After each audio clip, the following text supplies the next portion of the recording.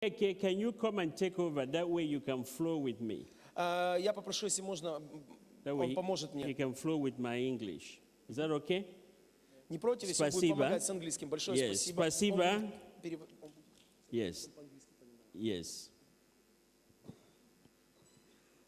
Sit lower so you don't block them. A research at Harvard University, next slide, Исследование Гарвардского университета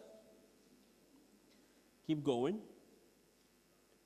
At Princeton University actually show, number one, next, простите, Принстонского университета показывают, that young people who are 25 years or less are suffering from masculine meltdown. они показывают, что мужчины в возрасте до 25 лет, они находятся в состоянии мышечного стекания, то есть мышечной расслабленности. They don't have the faintest idea who they are. И все это происходит по одной простой причине. У них нет внутреннего осознания и идентификации себя с тем, кто они вообще есть. They have no identity of who they are. Next. Они не идентифицируют себя ни с чем. То есть нет образа, на котором они должны стремиться, и чтобы это держало их в тонусе каком-то. Where they are going in life. Они не знают, куда они идут в жизни. What they are supposed to be doing. Они не имеют никакого представления о том, что они должны были бы делать. In other words, другими словами, they are confused. Они находятся в состоянии смятения или смущения, а как результат упадка. How many men here can say, definitively, I know where I'm going in life? Сколько мужчин сегодня, из находящихся здесь в зале, вы могли бы, это такой риторический вопрос, могли бы сказать с уверенностью, я знаю, кто я такой, и я знаю, куда я иду, и что мне нужно делать? In other words, next slide. Most men are walking with the cloud covering their eyes. Если вы посмотрите на картинку на следующем слайде, можно сказать, что большинство мужчин, их тело живет мужской жизнью, но в их голове находится полный туман, облачность, никакой ясности нету. They are basically groping through life. Они просто существуют. Hoping that they find the right direction. Они идут в надежде, как по минному полю ступая, они в надежде идут, что вдруг им получится, что-то произойдет, и у них получится найти правильный путь в жизни. When men are confused, проблема в том, что когда мужчины находятся в состоянии непонимания и смущения, they create problems. Такое состояние кажется им естественным, но на самом деле в обществе это производит массу проблем. Next slide, just push it. Yeah. Go back. Most social problems, push it one more. Push it just one more. No. Forward, please. Most social problems rest at the feet of men. For example, 90% of crimes are committed by men. Большинство социальных проблем, с которыми сталкивается общество, оно из-за мужчин происходит. Например, 90% преступлений совершается мужчинами. Of course, 100% of rape by men. 100% мужчин изнасилований совершается мужчинами. 95% of burglaries by men. 95% краж совершается мужчинами. 91% of abuse and offenses at home are committed by men. 91% бытового и домашнего насилия совершается мужчинами. 94% of drunk driving are by men. И 94% аварий в состоянии пьяного или пьяное вождение в пьяном виде тоже это совершают мужчины. Most problems of the world are caused by men. Абсолютное большинство проблем, которые существуют сегодня в нашем мире, это производят мужчины. Because confused men create problems. Не просто мужчины, но мужчины, которые находятся в состоянии смятения и непонимания, куда им идти. Они идут, и вот так, идя на ощупь, они приносят проблемы. Margaret Mead said, the central problem of every society is to define an appropriate role for their men. Ученый-антрополог Маргарет Мид, она сделала такое потрясающее заключение, что основная проблема или основной вызов каждого общества – это найти четкое понимание и определение роли мужчины в этом обществе. Another social scientist say that every generation, every nation is one generation away from anarchy. И есть еще один ученый-социолог, который сделал такое утверждение о том, что каждая абсолютно нация, она находится всего лишь на расстоянии одного поколения, это где-то 25-30 лет, от состояния полной анархии. It says, if a society does not capture the young people between the age of 15 and 25 and give them direction in life, they will use their youthful energy to destroy that nation. Другими словами, если какая-либо страна или какое-либо общество, оно не начнет работать с мужчинами в возрасте от 15 до 25 лет, и в этот промежуток десятилетний оно не объяснит каждому из них, что от них требуется, что они должны делать, какое влияние они оказывают на общество и должны оказать, то после 25 лет, когда они придут в состояние полной боевой готовности, всю свою силу, которая у них будет, они направят в неправильное русло, русло создания проблем. So the responsibility of every generation is to make sure that you transfer values to the next generation. Otherwise, everything you build, they will destroy.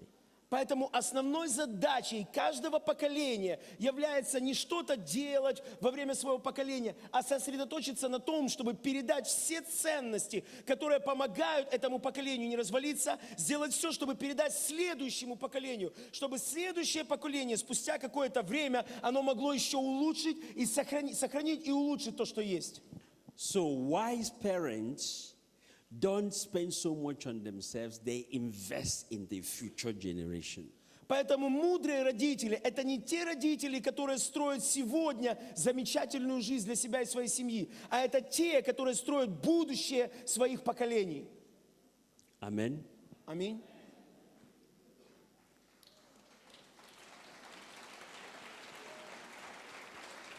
So it raises a question, who is a man? Поэтому возникает такой вопрос, так кто же он, мужчина? Is this somebody who is strong, tall, and very handsome? Is that a man? Например, мужчина – это тот, который высокий, стройный и такой представительный. Is it a Michael Jordan, muscular, tall, and can shoot a leather with air inside of it? Does that define a man? А может быть, настоящий мужчина – это Майкл Джордан, сильный, спортивный и крепкого телосложения, который может бросать легко в корзину, запрыгивать с расстояния 6 метров. Is it an Elvis Presley that smokes, drinks, swears, sings, chases women? Is that the definition of a man? Или настоящий мужчина – это мужчина, который в стиле Элвиса Пресли, тот, который курит, пьет, ругается, ведет себя так, как он хочет, берет от жизни по максимуму. Такой настоящий мужчина или нет? You know, Apostle Tov, many of our children are using this as their model. И апостол Тов, к сожалению, вы знаете тоже это, что большинство из нашего подрастающего поколения детей берут они для того, чтобы, образ мужчины, они берут, списывая их вот с этих людей, таких моделей. They can spend hundreds of dollars to buy an Air Jordan canvas, but they will not spend $10 to buy a book to read. Они готовы потратить сотни долларов на экипировку а-ля Майкл Джордан, Air Nike и так далее, но они не готовы потратить даже $10 на то, чтобы купить книгу и прочитать ее о том, кто такой настоящий мужчина. Is a man someone with good business mind who gets ahead of others, such as Branson? Is that a man? Или настоящий мужчина – это тот, который может начать любой бизнес, который по всему миру может начинать бизнесы, например, как Ричард Брэнсон?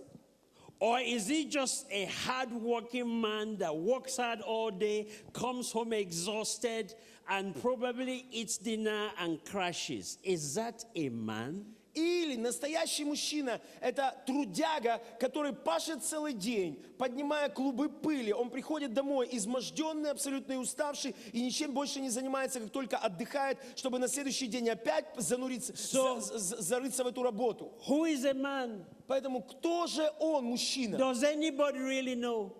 Знает ли кто-нибудь, какой он настоящий мужчина? Who is our prototype? Где найти прототип, модель того, какой должен быть настоящий Who do мужчина? we emulate? Кому подражать? Somebody tell me. Ответьте.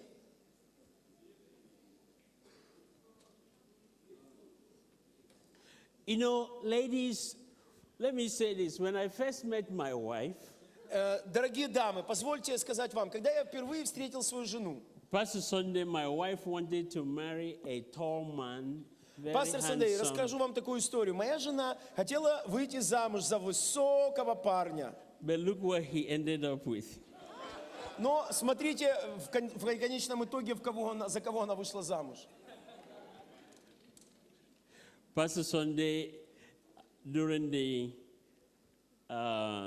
apostolic retreat, gave us a wonderful teaching Во время апостольского поста перед годовщиной пастор дал нам уникальное учение.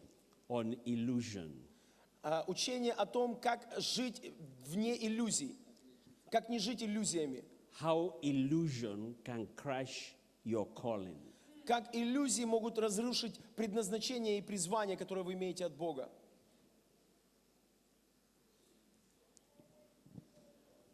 In 1 Corinthians chapter 13, verse 11, Apostle Paul said, when I was a child, I used to speak as a child and think like a child. But when I became a man, I put away childish things. Первое послание Коринфянам, 13 глава, 11 стих говорит, когда я был ребенком, я мыслил как ребенок, но когда я повзрослел в образ мужа Божьего, повзрослел, я стал мыслить как мужчина. And you just want to ask Paul, how did you become a man? И вопрос, который бы я сегодня задал апостолу Павлу, а как стать настоящим мужчиной-то? Who told you you have become a man? Откуда ты, апостол Павел, узнал, что каким мужчиной нужно быть, и что ты стал этим мужчиной?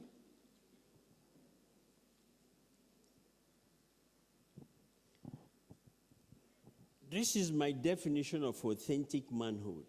Я приготовил такое определение оригинальному или настоящему мужчине. Кто он? Who is a man? Кто есть мужчина? A man is someone that rejects passivity. На мой взгляд, настоящий мужчина – это тот, кто отвергает всякую пассивность в жизни как идею. And accepts responsibility. И который берет на себя ответственность. To fulfill God's nation, God's vision Исполнить Божье призвание in his family, в своей семье, in his organization, в организации, которой in он his занимается, community, в среде, в обществе, в котором and он in his живет, nation. и в стране в целом.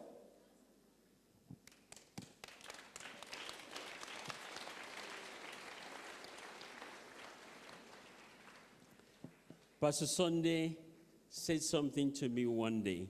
Однажды пастор Сандей сказал мне одну вещь. He said, how can I be in Ukraine and things are going wrong and I won't do anything about it? Then I'm not a man. Как я могу, находясь здесь, в Украине, жить мыслями о том, чтобы сбежать отсюда? Что я тогда... Если я живу в Украине, и здесь что-то неправильное происходит, как я могу жить в этой стране и не взять ответственность за то, чтобы это исправить? Если я не делаю, что я? Тогда я мужчина или кто я? How can I be around where there are issues and I'm comfortable?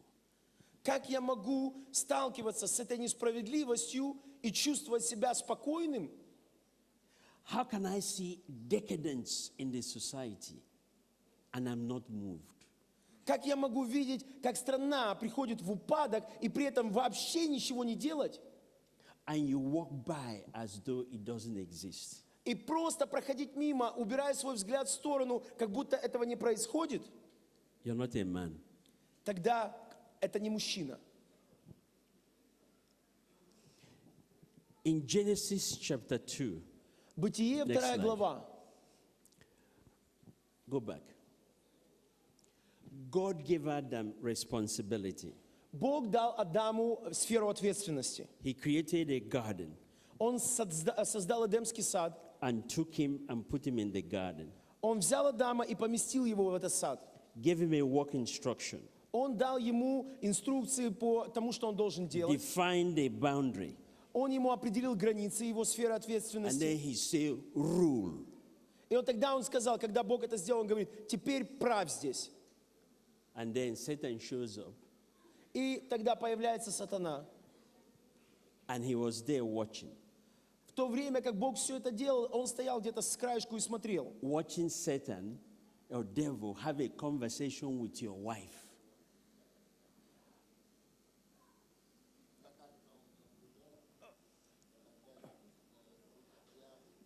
Бог наблюдал. Муж наблюдал. Окей. Адам, представляете, он находился в этом саду и наблюдал за разговором дьявола с его женой. Где его ответственность? Чем он занимался в это время? Как он мог вообще это позволить? And he was just watching.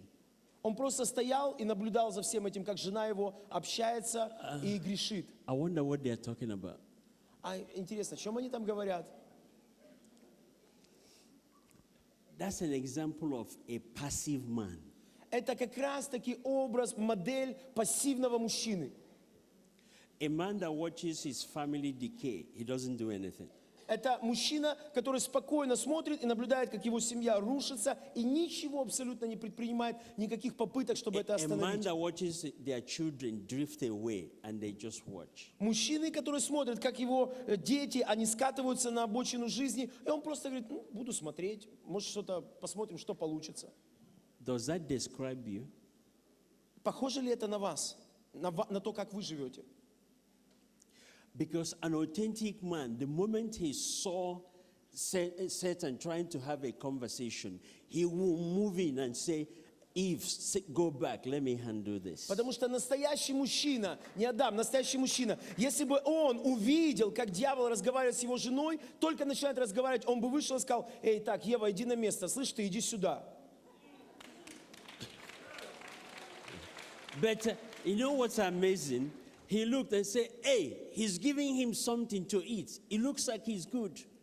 А он что делал, Адам? Он стоял, смотрел, думал, о, смотри, поговорили. А вот теперь он дает ей что-то кушать. Ой, прикольное что-то. It looks like, Может, и я попробую. yeah, it looks like she likes it. Слушай, а я смотрю, ей это нравится. And maybe I will try it too. Может, и себе попробовать.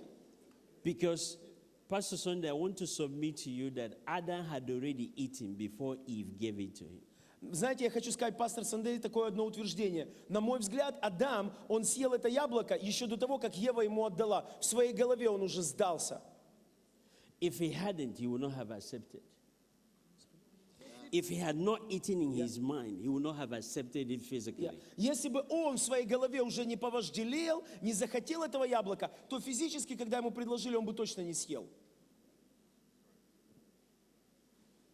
But Jesus Christ, Но Иисус Христос, in John chapter 18, Евангелие от Иоанна, 18 главе, you can go to verse 2. And Judas, who betrayed him, also knew the place, for Jesus often met there with his disciples. Next slide. в 2 стихе написано, Иуда, он, который его предал впоследствии, он также знал место, где Иисус бывал, и он там часто бывал с ним.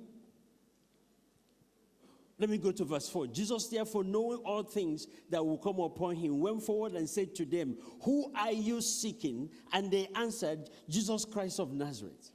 И Иисус, видя, что они пришли взять его, он выступил впереди, он пошел к ним и спросил, кого вы ищете? Они сказали, Иисуса из Назарета. Иисус ответил, я.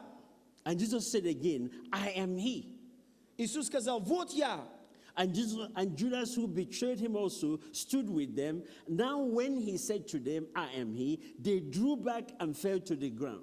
И Иуда, который предал его, он также стоял рядом с ними, с этими воинами. И когда он сказал опять, вот я, они отошли назад и пали лицом на землю. Then he asked them again, who are you seeking? And they said, Jesus Christ of Nazareth. Jesus answered, I have told you that I am him. Therefore, if you seek me, let these go away. И тогда они спросили...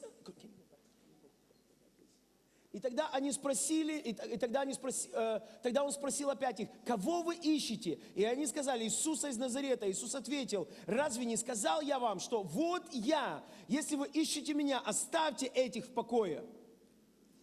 Let me show you what happened here. Давайте я попробую описать вам, что произошло. They came to arrest Jesus.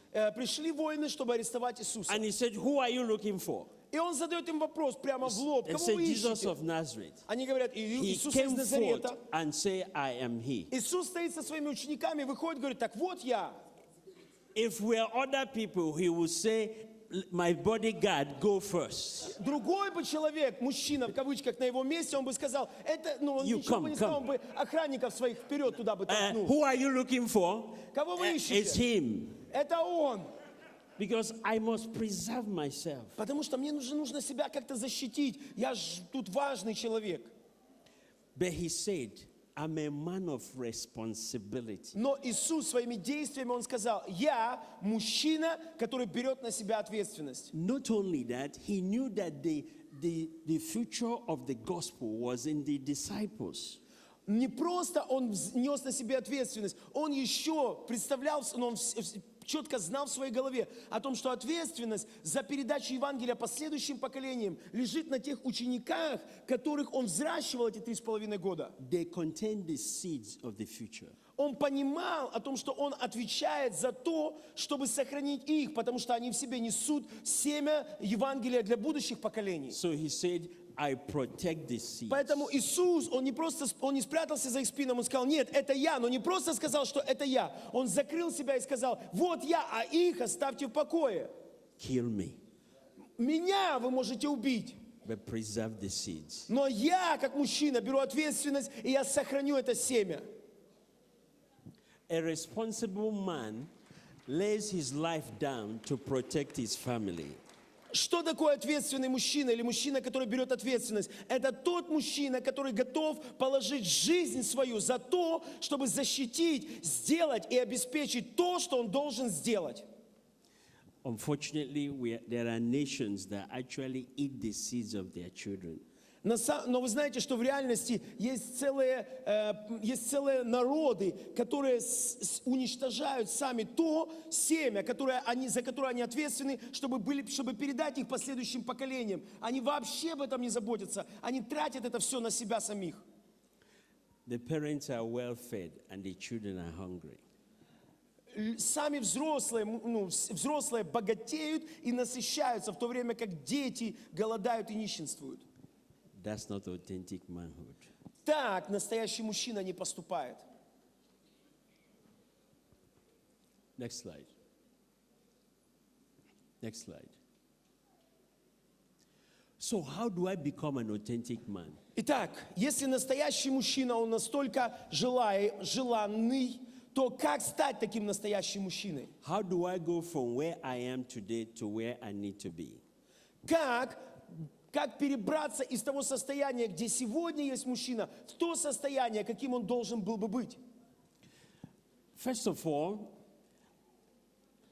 the reason men are confused is because they carry a life suitcase that contains a lot of wounds. Для того, чтобы разобраться с этим, прежде всего нам необходимо понять о том, что причина, по которой мужчины утратили вот эту мужскую образ настоящего мужчины, это потому что каждый мужчина, который находится в смятении, вот такая облачность в его голове, нужно понять, что у каждого из этих мужчин есть целый чемодан, который наполнен какими-то ранами.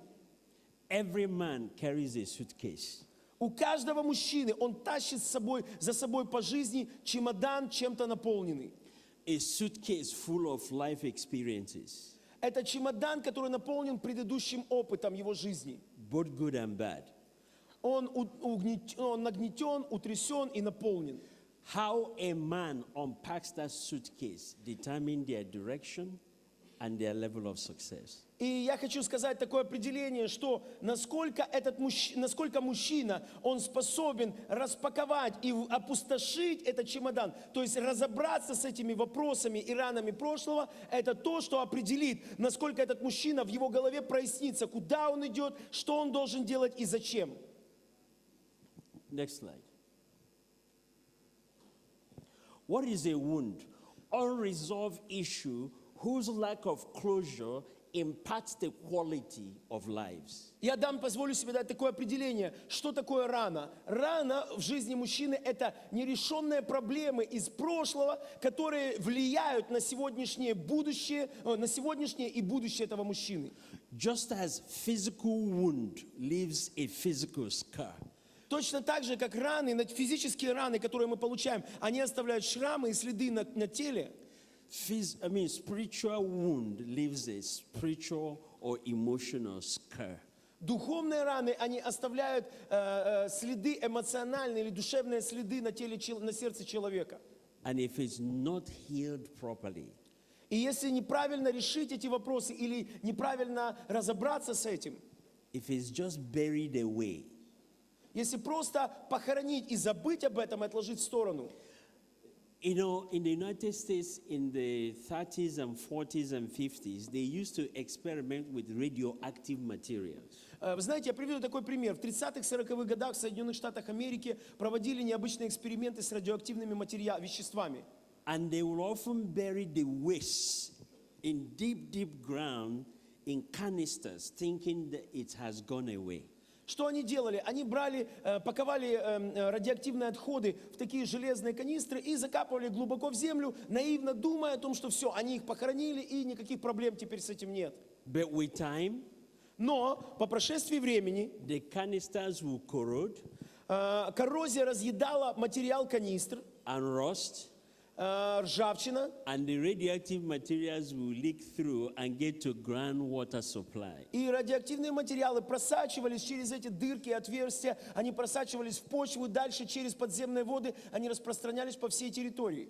The same way, if a man just carelessly buries his wounds and don't address it, sooner or later they leak into your personality. Точно таким же образом нерешенные вопросы из прошлого мужчины и раны, которые он несет с собой, если он откладывает их просто в сторону и говорит, ничего, как-нибудь разберемся, он их хоронит, на самом деле рано или поздно однажды это даст свою течь, и эти проблемы, они выстрелят либо в отношениях с женой, либо в семье просто, либо они выстрелят в отношениях с детьми или где-то еще. To become an authentic man, Чтобы стать настоящим мужчиной, you must deal with these wounds. нужно не отложить их в сторону, а нужно разобраться с ними. You can't bury them. Нельзя просто отложить их в сторону. Sooner or later they will leak into your marriage. Рано или поздно это просочится и повредит ваш брак. There are 4 types of wounds Есть 4 типа ран, that men suffer. с которыми борется каждый мужчина. And I'm not saying that they suffer all type, but at least 1 or 2. Я не говорю, что все мужчины, они имеют все 4 вида этих проблем, но хотя бы один у кого-то из них присутствует. The first one is an absent father wound. Первый тип – это рана, которая нанесена мальчику вследствие того, что его отец отсутствует. Отсутствие отца. The second wound is that when fathers are not around, sons become too much attached to their mothers and they become effeminate. Или есть другая проблема в жизни, когда отца нету, когда мама начинает занимать место отца, и она становится такой мамой-опекуншей, которая занимает место папы в жизни ребенка. Это тоже влияет на его жизнь. Женоподобным становится мужчина. The third type is what I call lack of a male mentor wound. И третий вид проблем или ран, который я называю, это отсутствие мужского наставника, отсутствие наставника мужчины. The fourth type is what I call lack of vision wound. И четвертый тип проблемы или раны, которые несет в себе мужчина, это называется отсутствие видения. And the last type is what I call the depravity wound.